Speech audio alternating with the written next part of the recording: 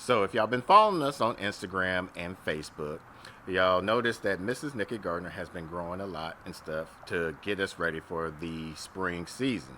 We have a lot of containers that need to be repurposed. So in this video, we're going to show you how to recycle your potting mix to save you some money. And we're going to start right now.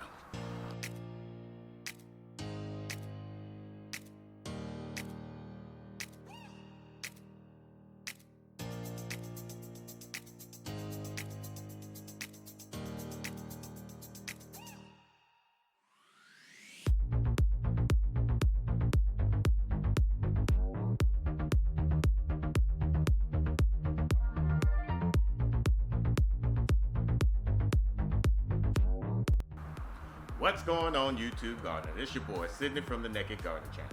Hopefully after watching this video you'll learn how to save money by recycling your potting mix. And it's a very easy thing that we normally do at the beginning of the spring season, so that way we don't have to buy a large quantity of potting mix. As you can see, we do a lot of container gardens along with the raised bed. Right here we roughly got about 14 to 20 containers, not to mention the containers of the flowers that behind us, but we're just going to focus on these about 14 to 15 containers that we're going to repurpose here. It's very easy. It's going to save you a lot of money. All you need is some compost, some pearlite, vermiculite, some or more organic matter, and some slow releasing fertilizer. After you get it all mixed up, you want to test your soil pH, so that way you can know if you need to either raise it up to make it sweet or lower it down to make it sour. So we already shifted out some of this compost. Basically what this is, our black gold for our gardener's aspect. As you see how dark and rich it is of all this organic matter. And then we're going to add more organic matter by adding some of this Black Kow in here as well. We're going to sift that into the soil mix. We're going to sift out all of these, take the leaves and put it in our compost area. Then we're going to add some bone meal to add us some phosphorus. Now the good thing about bone meal, it has some calcium. So with these containers, we're going to basically peppers, some sweet peppers and some hot peppers, and maybe even some tomatoes later on down the line. But with the bone meal, it has a good source of calcium, which helps prevent blossom end rot, and it also has a little bit of the nitrogen, and it also has some phosphorus. Next, we're going to add some blood meal, and this has a good source of nitrogen in here, and it's basically all nitrogen, so it helps promote green leaves and helps sprout up the plants. And then we're going to add some Epsom salt. Now with Epsom salt, it has a good source of magnesium, as it's going to help provide a good source of nutrients to the peppers and some of the tomato plants. And then we're going to, this is something new from our past video of last year. We did a rejuvenation of the soil potting mix, and some of the subscribers and commenters, they was asking about, well, what happened to the K? Well, you got the N and the P, but you didn't provide any K. So now we're going to get some potash in here, and it's about 60% weight of the potash, and it's going to help provide some nutrients from there. Now, along with that, we're going to add some more potash along with some micronutrients and some trace minerals. Now, you just don't want to focus on your NPK. You also want to provide some type of micronutrients to help feed the soil, because what that will do is allow the soil to give some good bio life. And once we test out the soil, we're going to either add some lime to raise up the pH level, or we're going to add some sulfur, which is going to lower it down. For peppers and tomatoes, well, basically any of your nightshade plants that you're going to be doing in containers or in your beds, you want it to be anywhere, I believe, about a 5.5, 6.2 at that range, and that gives your pH a good range to feed your soil. Because if if your pH is too high, it doesn't matter if you're feeding, doing any type of fertilizer in your soil, it won't allow it to accept all the nutrients. So your pH is your key, your gateway to allow the nutrients to provide to your plants. So like I said, we already got the compost sifted out right here. We did about 14, I did about 14 of these, and we're just going to do a good ratio, try to do an even balance of the original potting mix. We're going to check it out to see if it has any root bounds or roots in there. We're going to throw the roots into here and then put it into the compost. None of this, if you have any soil or container mix that was ever been diseased or anything, you don't want to add it back into your soil because it's just going to incorporate it with that plant. So I know none of these had any issue besides a few blossom end rot, but we're going to get that fix that with some of the calcium that we're going to add into here. We're going to remove the leaves, put that into the compost, and take out all the stems and everything from there. So what we're going to do now is show you how we're going to mix it up and sift it all out and inspect the soil. Anything that's bad, we're going to take out. All right.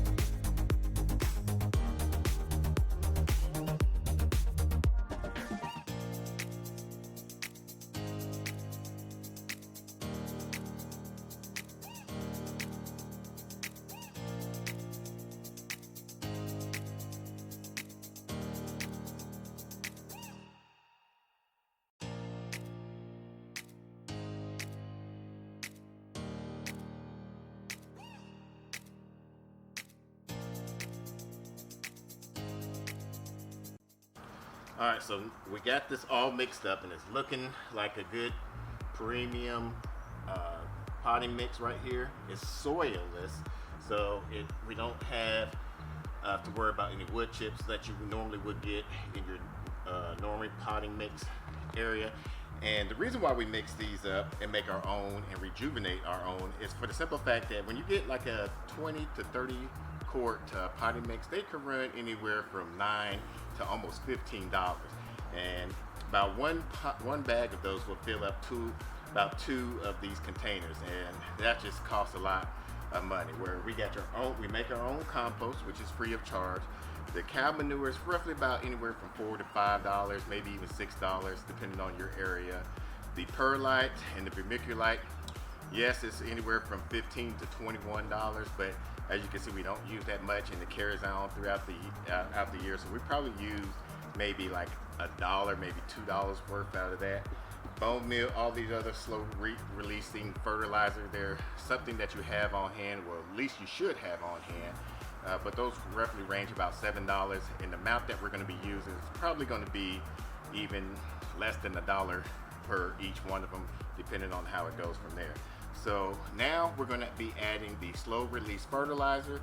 Then we're going to check the pH of this soil, so we know whether to either add the lime or add the soil sulfur. Hopefully it's at the right point where we don't have to take out either one of them, but we'll see from there. When you're adding your fertilizer, you want to read the label back here to see how much you need to add. It says anywhere from about a tablespoon per 10 pounds or 100 square foot. We're just going to do a cup since we're going to be doing a lot of these container mixes, and we're just going to keep on adding more soil in here. And then we're going to probably do, I think all of them call for about a tablespoon per 100 square foot. Like I said, we're going to be doing about, I'm going to do a cup. Yeah, I'm going to do about a cup of each one. And since they're organic, you don't have to worry about overdoing it. It's just going to just allow more nutrients for your plants to take up. Your plants will only take up but so much.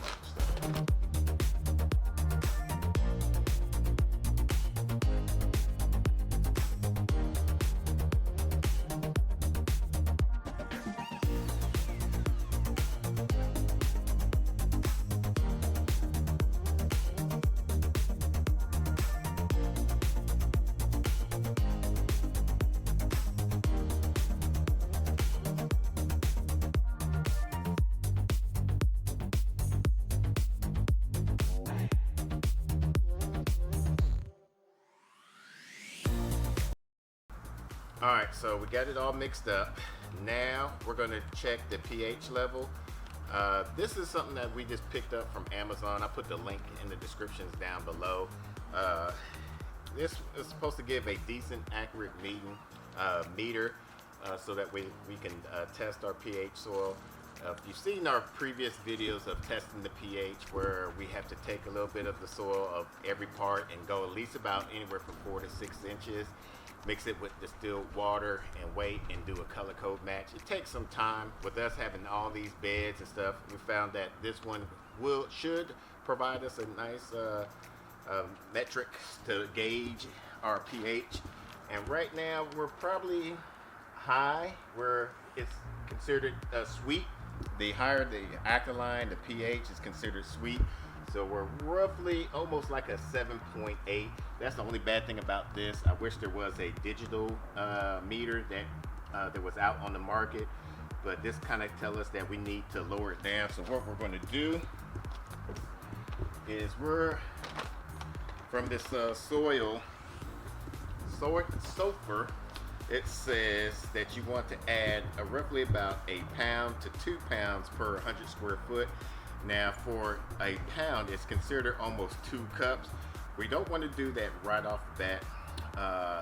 We're going to probably, what we'll do is do a cup per month, just to gradually lower the pH level so we could get that right sweet spot. So we're going to do we'll do a cup.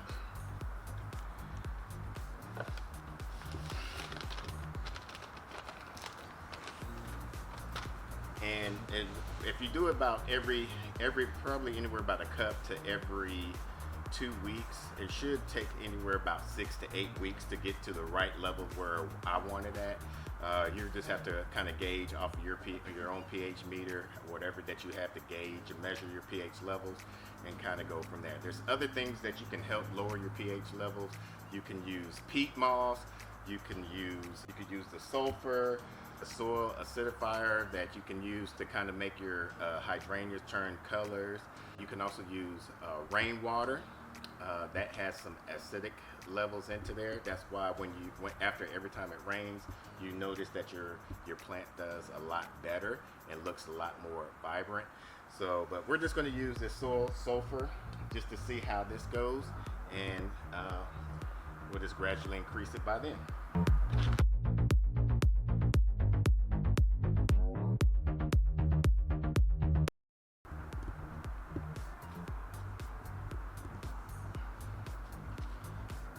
All right, now we're just going to transfer transfer this soil into here and transplant one of the peppers so you can see how it looks, and then we'll wrap it up from there.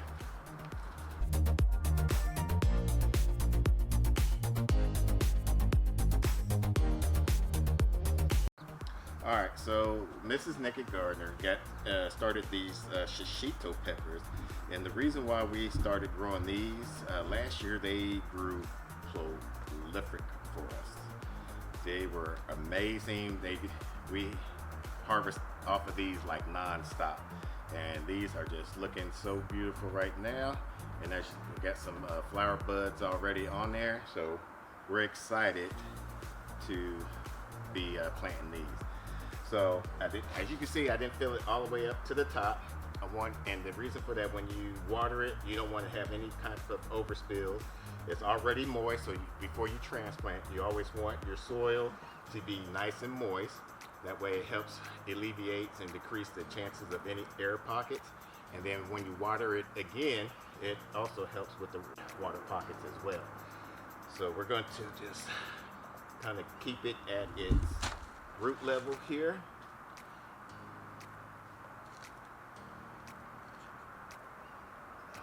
We got some nice roots.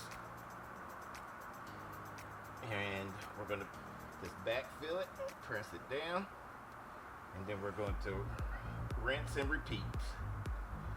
You could possibly, we did anywhere from 2 to 3 peppers in each container last year, so we did very well off of that, so we're going to continue on from there. And this one is another shishito pepper, and these bloom like crazy. As you can see, they even got blooms at the bottom part here. So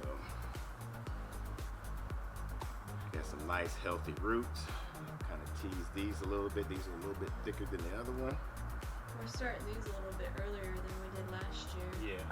So, I mean, all the way up until when we pulled them up, they were just so prolific and just constantly had peppers on it. And there you go. We'll put some leaves on there to add some mulch. That way when it rains or when we water, we don't have to worry about any of this soil splashing up and causing any diseases or problems on here. And it will also keep the soil around this time of year still kind of cool. It will keep the soil nice and warm, and then once it gets hot, it's going to keep the soil nice and cool. So with this, we should expect a nice harvest from here and everything. If you found this very helpful and you've enjoyed these type of DIYs, we'll put a playlist above here so you can follow on with other DIYs that we've done to help you out with your soil amendments. And if you're new to the channel, make sure you hit the subscribe button and hit the bell icon so you don't miss an upload. Until the next video, let's grow together.